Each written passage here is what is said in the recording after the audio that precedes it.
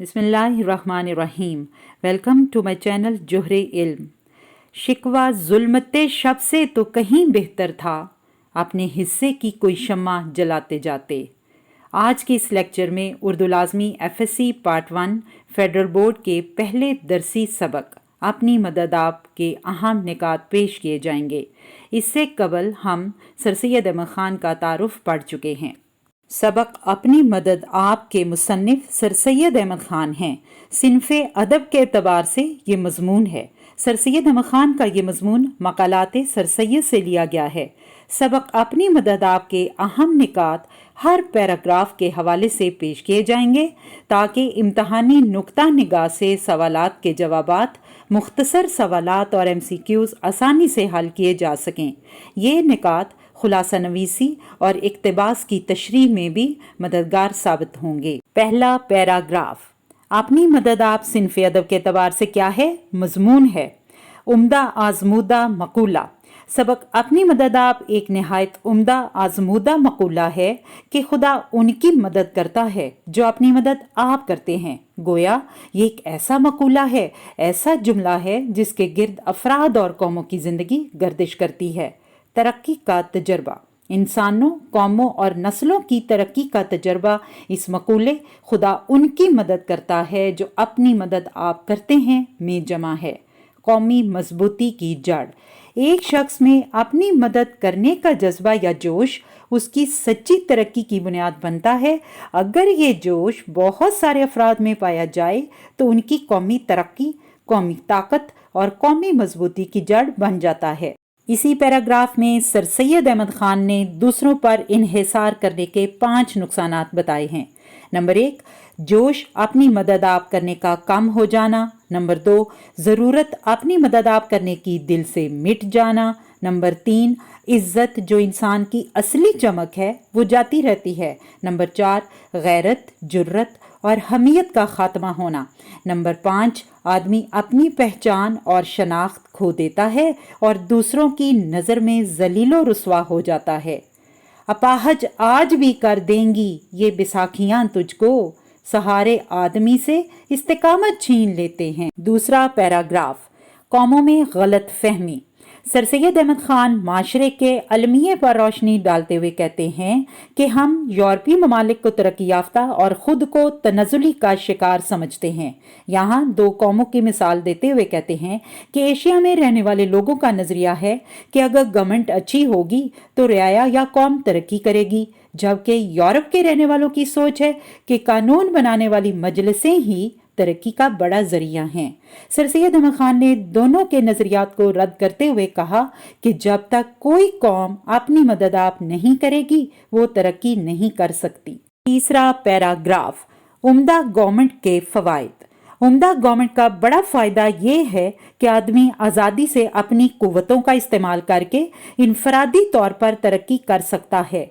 उम्दा हुकूमत रियाया की जान माल और आज़ादी की हिफाजत करती है।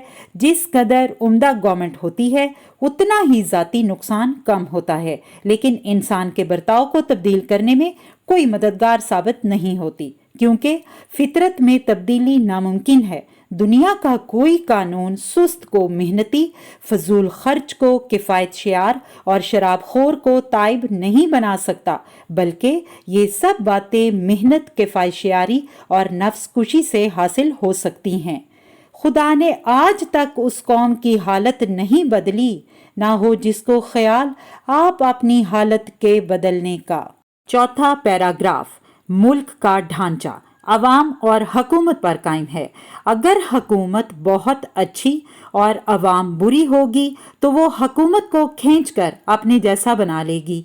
इसके बरक्स अगर गवर्नमेंट बहुत बुरी हो और अवाम बहुत मेहनती और जफाकश हो तो वो हुकूमत का ग्राफ भी अच्छाई में बदल देगी। नेचर का कायदा क्या है कि जैसा मजमुआ कौम की चाल चलन का होता है, यकीनन उसी के मुताबिक उसके कानून और उसी के मुनासिब हाल गवर्नमेंट होती है।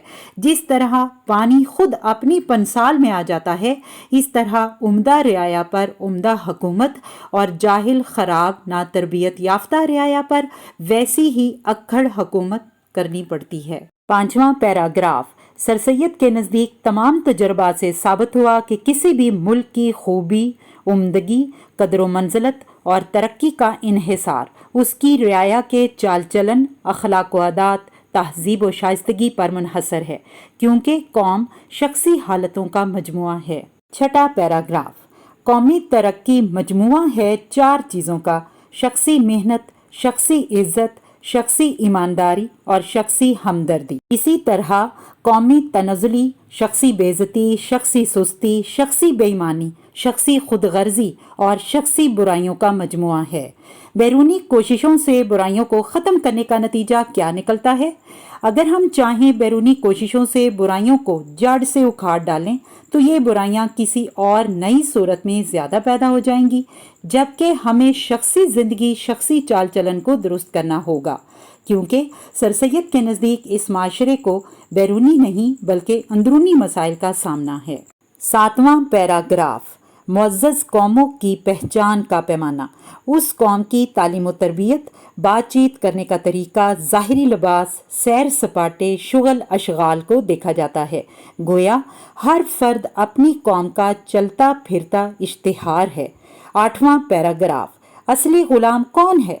सर सैयद के नज़दीक ग़ुलाम वो नहीं जो ख़रीदा हुआ है और जिसका आका जालिम हो, बल्कि असल ग़ुलाम वो है जो बद अखलाकी, खुदगर्जी, जहालत और शरारत का मती है, जो अपनी खुदगर्जी की ग़ुलामी में मुब्तला और कौमी हमदर्दी से भी बेपरवाह हो। 9वां पैराग्राफ, जॉन स्टीवर्ट मिल के नज़दीक जालिम और ख़ुद मुख्तार हुकूमत भी ज़्यादा ख़राब नतीजे नहीं पैदा कर सकती अगर उसकी रियाया में शख्सी तरक्की, शख्सी इस्लाह मौजूद है। जो चीज़ शख्सी इस्लाह और तरक्की को दबा देती है, हकीकत में वही शय उसके जालिम और ख़ुद मुख्तार हुकूमत है। फिर इस शय को चाहो जिस नाम से पुकारो। 10वां पैराग्राफ, तरक्की के मामलात में सर सैयद के नज़दीक हमारी सोच क्या है कि गवर्नमेंट फ़याज हो, कोई खिज़र यानी रहनुमा मिल जाए जो हमारे सब काम कर दे और हमें मेहनत भी ना करनी पड़े और हम तरक्की भी कर जाएं। 11वां पैराग्राफ, दुनिया के मुअज़्ज़ज़ कौमों ने किस खूबी की वजह से इज़्ज़त पाई? सर सैयद के नज़दीक अपनी मदद आप ऐसी खूबी है जब लोग इसे अच्छी तरह समझेंगे और इस पर अमल करेंगे तो फिर किसी खिज़र को ढूंढने की ज़रूरत नहीं रहेगी। पैराग्राफ नंबर 12 में विलियम ड्रैगन का एक कॉल मेहनत और इस्तक़लाल को कामयाबी का वो बड़ा ज़रिया करार देता है। अगर हम जोशो जज्बे और मुस्तकिल मजाजी से मेहनत करें तो बहुत जल्द हमारी हालत भी एक उम्दा कौम की तरह आराम, खुशी और आज़ादी की हो जाएगी। पैराग्राफ नंबर 13, इंसान की मौजूदा तरक्की मेहनत और मुस्तकिल मजाजी की बदौलत मुमकिन हुई। ज़मीन के जोतने वालों, कानों को खोदने वालों, नई बातों को ईजाद करने वालों, मख्फी बातों को आश्कारा करने वालों, हुनरमंदों, शायरों, हकीमों, फ़लसफ़ियों और मुल्की मुंतज़मीन ने इंसान को मौजूदा तरक्की की हालत पर पहुंचाया। पैराग्राफ नंबर 14, आजिज़ो मिस्कीन गरीब आदमी की ज़िंदगी उम्दा मिसाल कैसे बनती है? आजिज़ो मिस्कीन गरीब आदमी अपने साथियों को मेहनत, परहेजगारी और ईमानदारी की मिसाल दिखाता है। वो कौम की भलाई पर असरअंदाज होता है।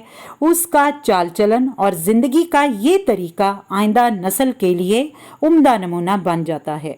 पैराग्राफ 15-16 में सर सैयद अहमद ख़ान ने एजुकेशन की 3 अक़साम बयान की हैं।